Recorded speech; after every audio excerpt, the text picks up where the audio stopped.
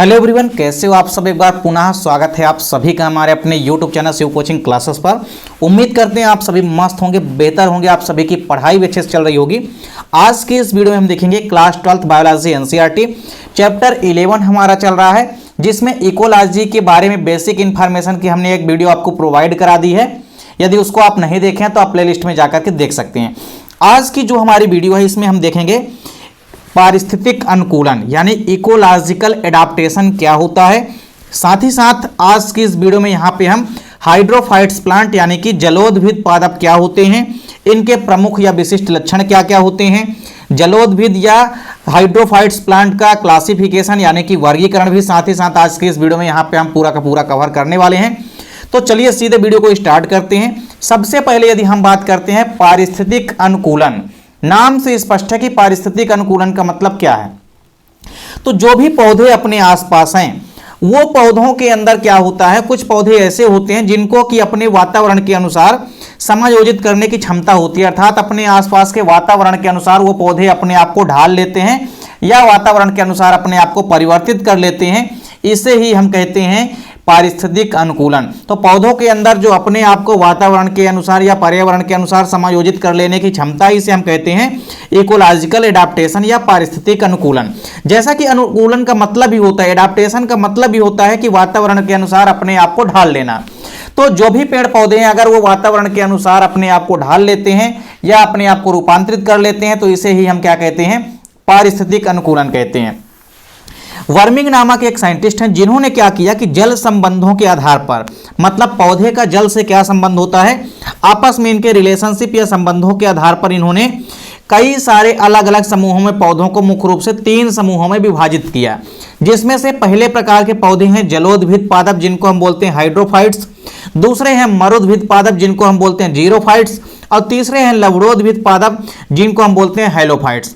तो आज की इस वीडियो का यहाँ पे हमारा टारगेट है जलोदभिद पौधे क्या होते हैं यानी हाइड्रोफाइट्स प्लांट क्या होते हैं, हाइड्रोफाइट्स प्लांट के जितने भी इंपॉर्टेंट लक्षण है या जितने भी विशिष्ट लक्षण है इसको हम देखेंगे। अब इसके बाद हम देखेंगे जलोदभिद पादपों का वर्गीकरण या क्लासिफिकेशन देखेंगे। तो चलिए सबसे पहले समझते हैं जलोदभिद पादप हैं क्या या हाइड्रोफाइट्स प्लांट होते क्या हैं। तो देखिए ऐसे पौधे जो पूर्ण रूप से या आंशिक रूप से जल में डूबे हुए रहते हैं उन्हें ही हम जलोदभिद प्लांट या हाइड्रोफाइट्स प्लांट कहते हैं। देखिए कोई भी पौधा अगर मान लीजिए जल के संपर्क में है या वो पौधा जल में पूरी तरह से डूबा हो या कि जल में आंशिक रूप से यानी कि जल में कुछ मात्रा में पौधा डूबा हुआ हो तो उसे हम क्या कहेंगे, जलोदभिद पादप। तो जलोदभिद पादप का मतलब केवल ये नहीं है कि ऐसे पौधे जो पूरी तरह से जल में डूबे हुए रहेंगे, बल्कि ऐसे पौधे जो कि जल के संपर्क में भी हैं लेकिन पूरा डूबे हुए नहीं हैं, आंशिक रूप से जल में डूबे हुए हैं, तो उन्हें हम क्या कहेंगे, जलोदभिद पादप यानी कि हाइड्रोफाइट्स प्लांट। इस समूह के अंतर्गत जलोदभिद पौधों के अंतर्गत तालाबों, झीलों एवं अन्य जलयुक्त भागों में उगने वाले पौधे आते हैं। तो जाहिर सी बात है कि जब जलोदभिद पादप हैं तो ये जलयुक्त स्थानों में ही उगेंगे। तो तालाब है, झील हो गई, इसके अलावा आदि जलयुक्त जैसे नदी भी हो गई, तो इनमें भी आप देखे होंगे कि पौधे जो है आंशिक रूप से या पूर्ण रूप से, कुछ पौधे नदी के अंदर भी डूबे रहते हैं, पानी के अंदर भी डूबे रहते हैं और कुछ जो है आंशिक रूप से डूबे हुए रहते हैं। अब यहाँ पे हम देखेंगे जलोदभिद पादपों के विशिष्ट लक्षण यानी कि इंपॉर्टेंट कैरेक्टर। चलिए पहला जो लक्षण है वो ये है कि जलीय प्रकृति होने के कारण, चूंकि जलोदभिद पादप हैं इनकी प्रकृति कैसी होती है, जलीय होती है, तो जलीय प्रकृति के कारण छिद्रित ऊतक उपस्थित होता है। इनके बीच बीच में क्या उपस्थित होते हैं, इन पौधों के अंदर क्या होते हैं, ऊतक उपस्थित होते हैं। और कैसे ऊतक, तो छिद्रित ऊतक, अर्थात ऐसे ऊतक जिनके बीच बीच में गैप होता है, स्पेस होता है, तथा इनमें अंतराकोशिकीय अवकाश पाए जाते हैं, इन पर हवा भरी होती है। अगर कोई भी हाइड्रोफाइटिक प्लांट है तो उसके जो ऊतक या टिश्यू होते हैं वो छिद्रयुक्त होते हैं, कोशिकाओं में इंटरसेलुलर स्पेस होता है यानी कि कोशिकाओं के बीच में अंतर कोशिकीय अवकाश होता है, कोशिकाओं के बीच में अवकाश या छिद्र पाया जाता है और उन छिद्रों में हवा भरी होती है। अब आप ये बताइए, कोई भी पौधा मान लीजिए जल में तैर रहा है, क्यों तैर रहा है, क्योंकि वो जल से क्या है, हल्का है। अब चूंकि जल से हल्का क्यों है, क्योंकि उसके बीच बीच में क्या भरी हुई है, कोशिकाओं के बीच में हवा भरी हुई है, बीच बीच में छिद्रित ऊतक है, गैप है जहां पे हवा भरी हुई है। तो ये पहला इंपॉर्टेंट लक्षण है कि जो भी जलीय प्रकृति के कारण जो पौधे होते हैं, जलीय पौधे, उनमें छिद्रित ऊतक उपस्थित होते हैं। इसके बाद दूसरी इंपॉर्टेंट विशेषता क्या है या आप कह सकते हैं दूसरा इंपॉर्टेंट लक्षण क्या है कि संवहन ऊतक बहुत कम विकसित होते हैं। जो हाइड्रोफाइटिक प्लांट होते हैं या जलोदभिद पादप होते हैं, इनमें संवहन ऊतक यानी वैस्कुलर टिश्यू जो है बहुत कम मात्रा में विकसित होते हैं। उपस्थित तो होते हैं पर बहुत कम मात्रा में। तो इनमें वैस्कुलर टिश्यू बहुत कम मात्रा में उपस्थित होते हैं, क्योंकि जलीय पादप ऑलरेडी जल के संपर्क में रहते हैं। तो इस प्रकार से इनमें संवहन ऊतक बहुत कम डेवलप होते हैं। तीसरा इंपॉर्टेंट लक्षण क्या है कि द्वितीयक वृद्धि का अभाव होता है। ये इंपॉर्टेंट क्वेश्चन है, कई बार एग्जाम में यहां से पूछा भी गया है क्वेश्चन कि द्वितीयक वृद्धि का अभाव होता है किन पौधों में। तो जो हाइड्रोफाइटिक प्लांट होते हैं या जलोदभिद पादप होते हैं, इनके अंदर आप कह सकते हैं कि अभाव होता है किसका, सेकेंडरी ग्रोथ का, यानी कि द्वितीयक वृद्धि का, क्योंकि इनके तने क्या होते हैं, कोमल होते हैं। तो द्वितीयक वृद्धि के कारण आपको पता है कि पौधे के जो जड़ होते हैं वो तने होते हैं, उनकी लंबाई और मोटाई में क्या हो जाती है, वृद्धि हो जाती है। पौधे कठोर हो जाते हैं, तना मजबूत हो जाता है। तो पौधे जो है जलोदभिद पादप इसीलिए कमजोर होते हैं क्योंकि इनमें सेकेंडरी ग्रोथ नहीं पाई जाती है, एब्सेंट होती है। चौथा इंपॉर्टेंट लक्षण क्या है कि यांत्रिक ऊतक यानी मैकेनिकल टिश्यू जो है ये भी बहुत कम मात्रा में विकसित होते हैं, इसीलिए जलोदभिद पादप कमजोर होते हैं, लचीले होते हैं। तो यांत्रिक ऊतक भी इनमें बहुत कम मात्रा में डेवलप या विकसित होते हैं, ये भी आपको ध्यान में रखना है। आखिरी विशेषता क्या है या इंपॉर्टेंट लक्षण क्या है कि बाह्य त्वचा या एपिडर्मिस जो होती है इनमें प्रायः क्यूटिकल नहीं होता है, क्यूटिकल एब्सेंट होता है, और स्टोमेटा जो होते हैं वो जल निमग्न अंगों में अनुपस्थित होते हैं।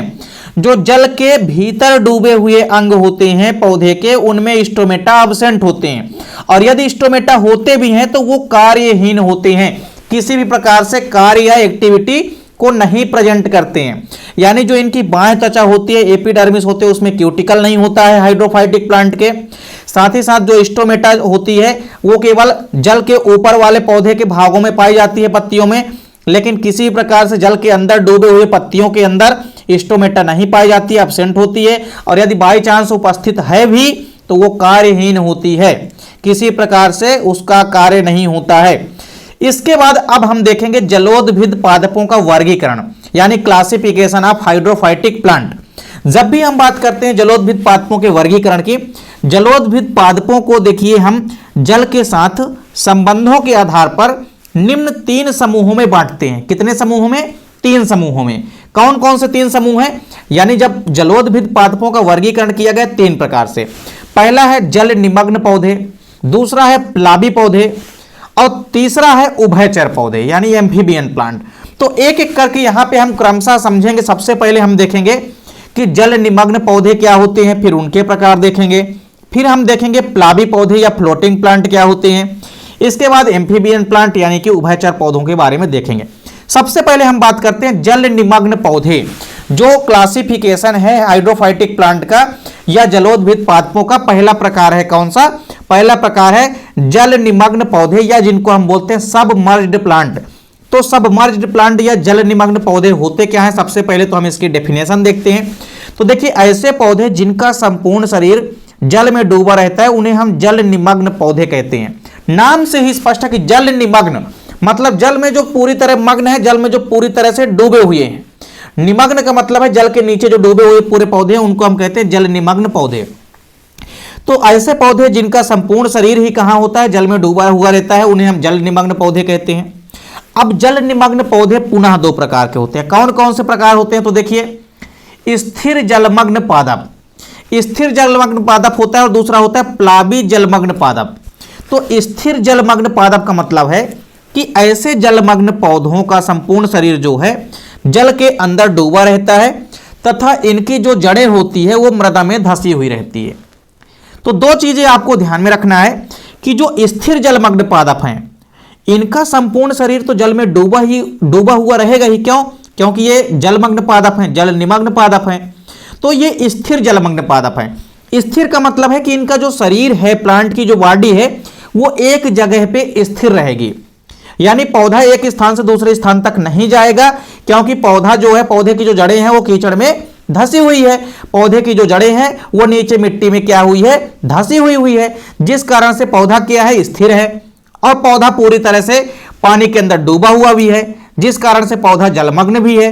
तो स्थिर जलमग्न पादप ऐसे होते हैं जिनका पूरा शरीर भी जल में डूबा हुआ रहता है, और जो जड़ होती है उनकी तो वो मृदा में या कीचड़ में धंसी हुई भी रहती है, जिस कारण से पौधा अपनी जगह पे स्थिर रहता है। इसी कारण से इनको हम बोलते हैं स्थिर जलमग्न पादप। स्थिर जलमग्न पादप का आप एग्जाम्पल नोट कर सकते हैं, वेलिसनेरिया और नाइटेला। ये दो ऐसे प्लांट हैं जो कि स्थिर जलमग्न पादप के एग्जाम्पल हैं। अब हम बात करते हैं प्लावी जलमग्न पादप। किसकी? प्लावी जलमग्न पादप की। तो देखिए ऐसे जलमग्न पादपों की जड़ें जो है वो मृदा में स्थिर नहीं होती है तथा ऐसे पौधे जल की सतह के नीचे स्वतंत्र रूप से तैरते रहते हैं। देखिए हमने क्या कहा कि स्थिर जलमग्न पादप क्या होते हैं? जगह में स्थिर रहते हैं, पानी के नीचे पूरी तरह से वो भी डूबे रहते हैं। देखिए ये मान लीजिए कोई भी, जैसे मान लीजिए वेलिसनेरिया हो गया। अब ये ऐसे पौधे मान लीजिए ये पानी है, अब पानी के अंदर ये पौधे भी पूरी तरह से डूबे रहते हैं, लेकिन जो ये इनकी जड़ें होती है, ये मान लीजिए मिट्टी है, तो इनकी जो जड़ें होती है वो मिट्टी में क्या होती है? स्थिर रहती है, इसलिए स्थिर जलमग्न हो गए।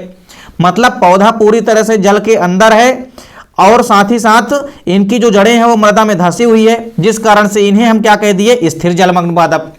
लेकिन ऐसे पौधे जो कि जल में तो पूरी तरह से डूबे हुए हैं, जल में तो पौधे पूरी तरह से क्या है? डूबे हुए हैं, लेकिन जो इनकी जड़ें होती है ये किसी प्रकार से मृदा में धंसी हुई नहीं होती है, जिस कारण से ये स्वतंत्र रूप से पानी की सतह के नीचे क्या होते हैं? तैरते रहते हैं। इसलिए इन्हें हम कहते हैं प्लावी जलमग्न पौधे। तो प्लावी जलमग्न पौधे का मतलब है कि इन पौधों का पूरा शरीर भी जल में मग्न रहेगा, जल में पूरा डूबा हुआ रहेगा, लेकिन प्लावी रहेगा। प्लावी क्यों रहेगा? क्योंकि जड़ें कीचड़ में धंसी हुई नहीं है, जिस कारण से पौधा तैर सकता है एक स्थान से दूसरे स्थान तक। तो ये इसका एग्जाम्पल आपको याद रखना है, हाइड्रिला। हाइड्रिला जो है सबसे बढ़िया एग्जाम्पल है प्लावी जलमग्न पादप का। किसका? प्लावी जलमग्न पादप का सबसे बढ़िया एग्जाम्पल कौन सा है? हाइड्रिला। अब हम बात करते हैं जो जलोद्भिद पादप हैं, जो हाइड्रोफाइटिक प्लांट हैं या जलोद्भिद पादप हैं, उसका जो दूसरा प्रकार है, दूसरा वर्गीकरण का जो प्रकार है वो है प्लावी पौधे।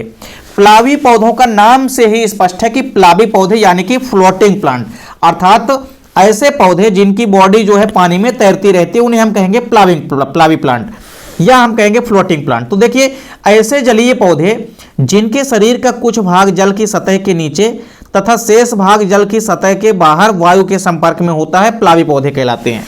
तो प्लावी पौधे का मतलब है कि ऐसे पौधे जिनके शरीर का कुछ भाग तो जल की सतह के नीचे रहेगा और शेष भाग जो है जल की सतह से ऊपर वायु के संपर्क में रहेगा, ठीक है, उन्हें हम कहेंगे प्लावी पौधे।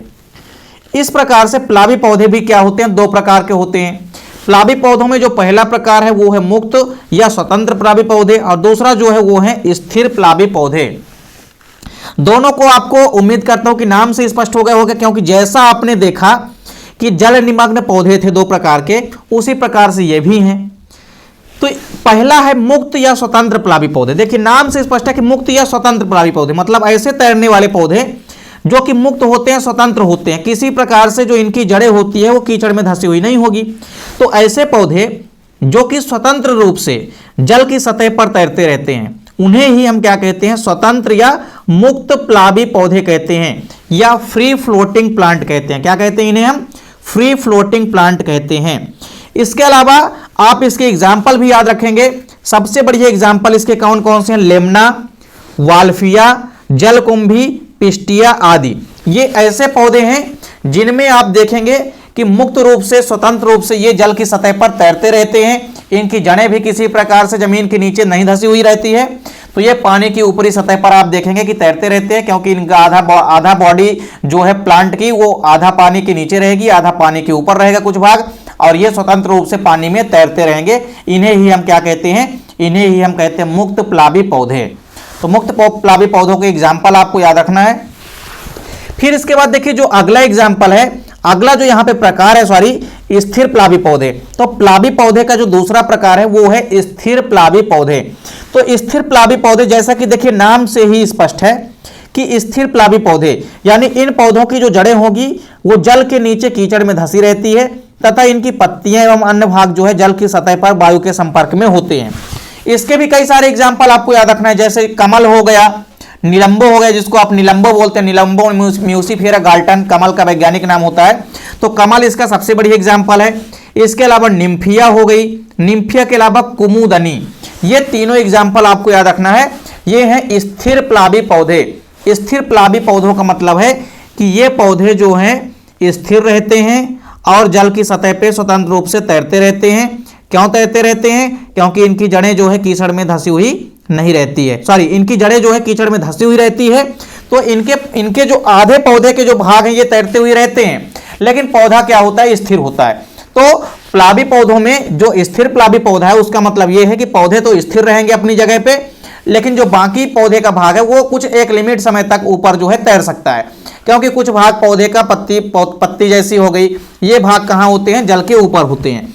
तो अगर पौधे का भाग जो है, पौधे की जो जड़ें हैं वो कीचड़ में धंसी हुई है, लेकिन पौधा फिर भी तैर सकता है, तो उसे हम कहते हैं स्थिर प्लावी पौधे। इसके एग्जाम्पल आपको याद रखना है, कमल, निम्फिया, दोनों सबसे बड़ी एग्जाम्पल हैं। आप देखेंगे कि इनकी जड़ें भी कीचड़ में धंसी हुई रहती है और ये पौधा भी ऊपर पानी की सतह पे तैर सकता है। अब इसके बाद जो तीसरा प्रकार है जलोदभिद पादप का, वो है उभयचर या जल स्थलीय पौधे। तो उभयचर पौधे किसे कहते हैं? देखिए, इन पौधों की जो जड़ें होती है तथा तने का जो कुछ भाग होता है वो जल में निमग्न रहता है। ऐसे पौधे जिनकी जड़ें तथा तने का भी कुछ भाग जो है जल में निमग्न रहता है, डूबा हुआ रहता है, किंतु पौधे का शेष भाग तथा पत्तियां जो होती है वो जल से बाहर रहती है, इन पौधों को हम क्या कहते हैं? उभयचर पौधे। उभयचर पौधे, उम्मीद करता हूं आप सबको समझ में आ गया होगा। उभयचर पौधे का मतलब है कि ऐसे पौधे जिनकी जड़ें और तने का केवल कुछ भाग ही पानी के नीचे रहता है, बाकी पूरा भाग पानी के ऊपर रहता है, उन्हें हम कहते हैं उभयचर या जल स्थलीय पादप। उभयचर पादपों की एक विशेषता होती है कि इनमें दो प्रकार की पत्तियां पाई जाती है। इनकी कुछ पत्तियां पानी में डूबी रहती है जो कि कटी फटी हो जाती हैं, फीतेकार बन जाती हैं, लेकिन कुछ पत्तियां गोलाकार होती है जो कि पानी की ऊपरी सतह पे रहती हैं, वो गोलाकार होती हैं और कटे फटे उनके किनारे बिल्कुल भी नहीं होते हैं। तो आपको याद रखना है कि उभयचर पौधे जो हैं ये आपको एग्जाम्पल भी इनके याद रखना है। एग्जाम्पल इसका सबसे बढ़िया है रेननकुलस और सैजिटेरिया, दोनों एग्जाम्पल आपको याद रखना है। एग्जाम में कभी कभी एग्जाम्पल भी पूछ लिया जाता है।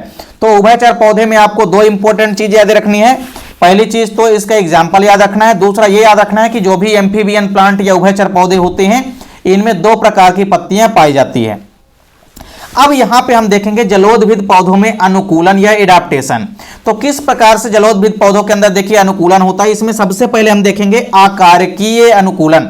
पेपर में इसके अनुकूलन या एडाप्टेशन जरूर पूछे जाते हैं, चाहे आपसे जलोदभिद पादप का पूछे या मरुदभिद पादप का।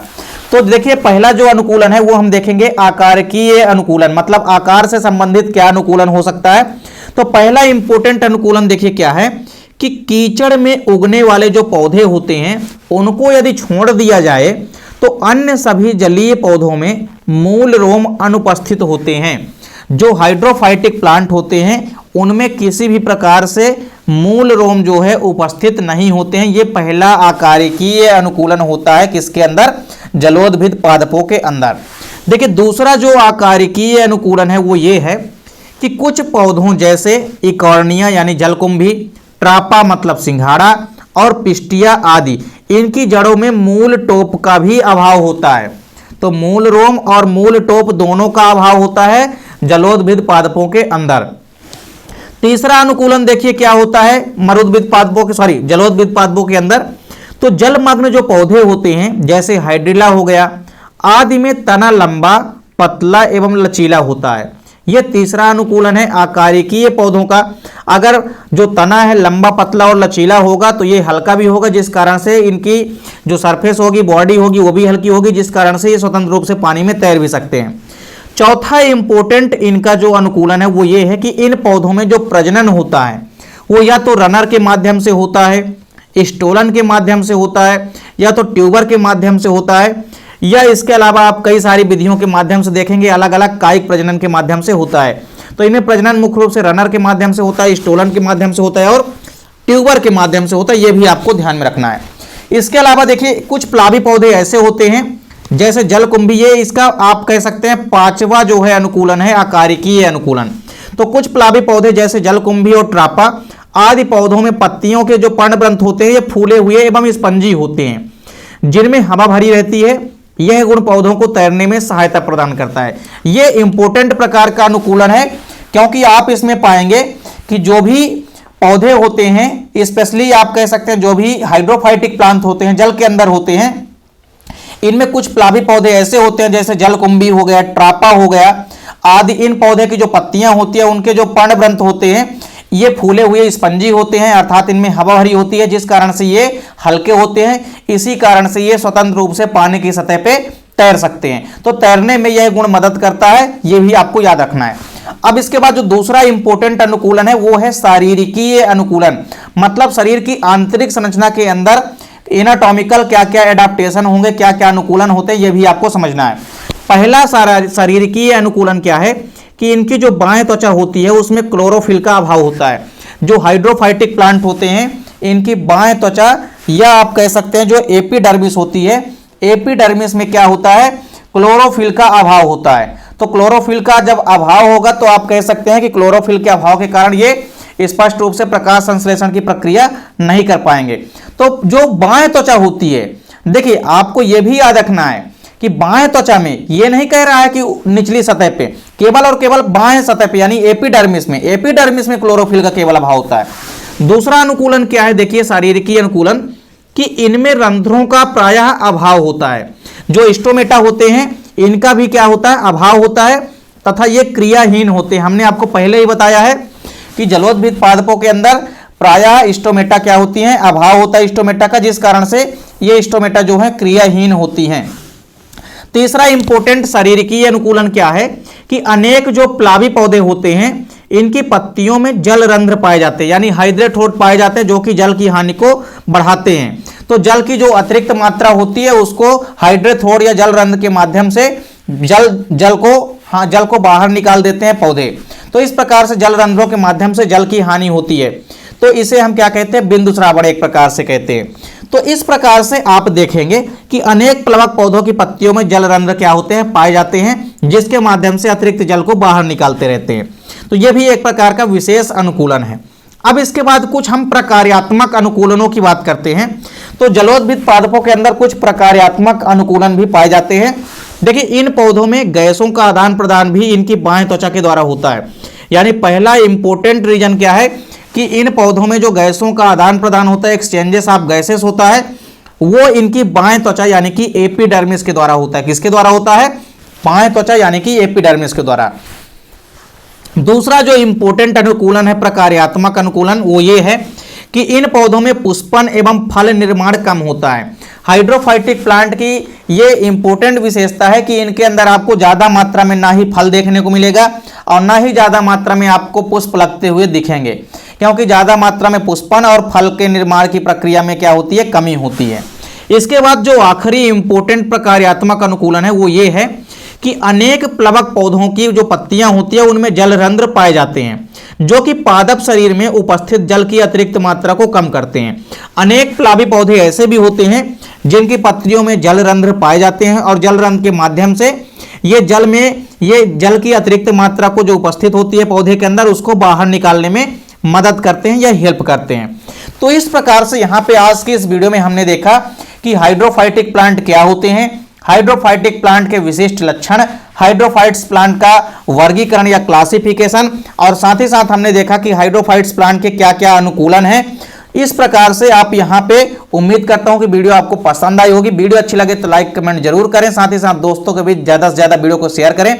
चैनल पे नए हैं तो चैनल को सब्सक्राइब जरूर करें, साथ ही साथ बेल आइकन प्रेस कर लीजिए ताकि वीडियो की नोटिफिकेशन आपको मिलती रहे। मिलते हैं नेक्स्ट वीडियो में, तब तक के लिए जय हिंद, वंदे मातरम।